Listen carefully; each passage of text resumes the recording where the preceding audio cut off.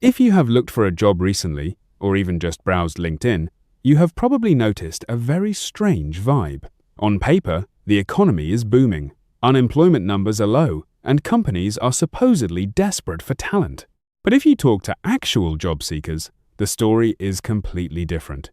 It is a world of endless applications, automated rejections within minutes, and a general sense of exhaustion. Why does the job market feel so incredibly broken right now? It is the great disconnect of our time. We are living in a dual reality.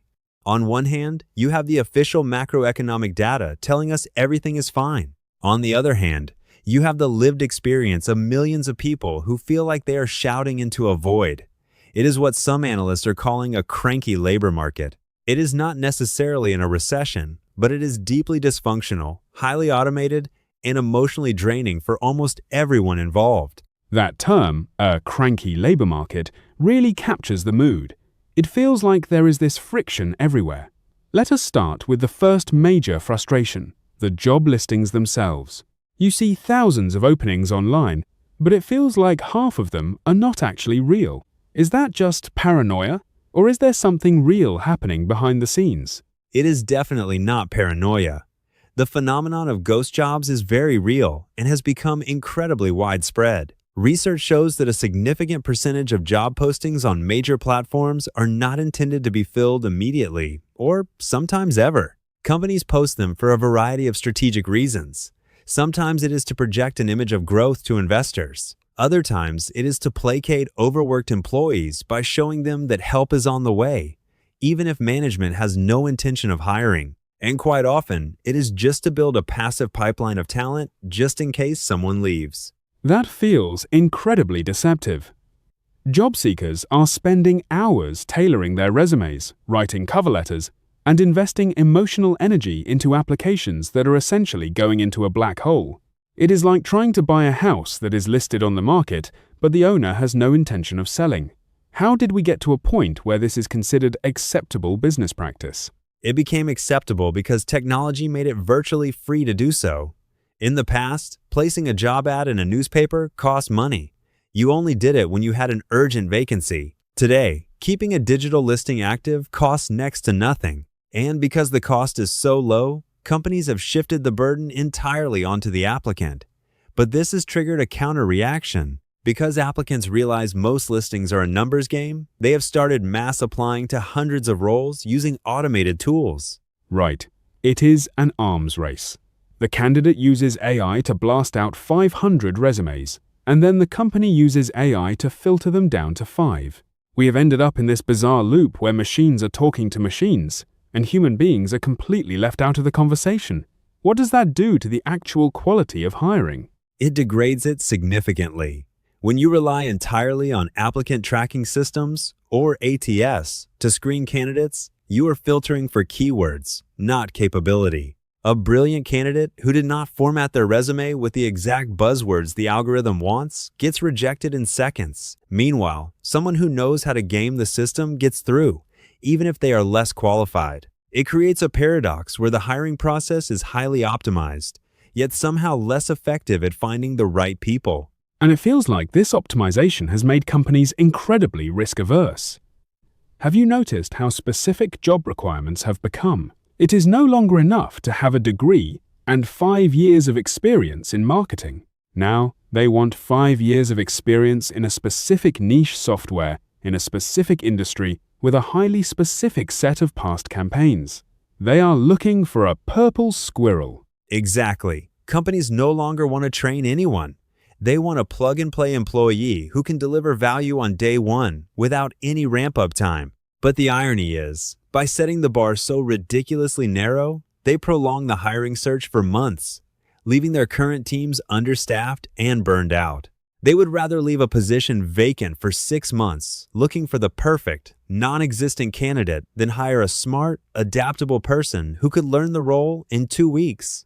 That risk aversion also explains the endless interview loops. I have heard stories of people going through 6, 7, or even 8 rounds of interviews, only to be told they went with another candidate, or worse, the role was suddenly frozen. It feels like no single manager wants to take responsibility for making a decision. That is a very astute point. The multi-round interview process is less about finding the best candidate and more about diffusing blame. If a new hire fails and only one manager made the decision, that manager looks bad. But if the candidate was interviewed by 8 different people across 3 departments, then the failure is shared. It is a bureaucratic shield, but for the candidate, it is a massive drain on time, energy, and self-esteem. They are essentially asking people to do hours of free labor in the form of presentations, take-home tests, and panel interviews, with no guarantee of a return. It is a massive power imbalance. And it makes you wonder about the long-term societal impact of this environment. When people spend months dealing with this level of rejection, ghosting, and algorithmic coldness, it does not just hurt their wallets. It chips away at their sense of worth and their trust in institutions. Absolutely. The psychological toll is immense. Work is a central pillar of identity for most people. When the process of finding work becomes this dehumanizing, it breeds deep cynicism. People start to view employers not as partners in a career, but as adversaries. And that cynicism does not disappear once they finally get hired.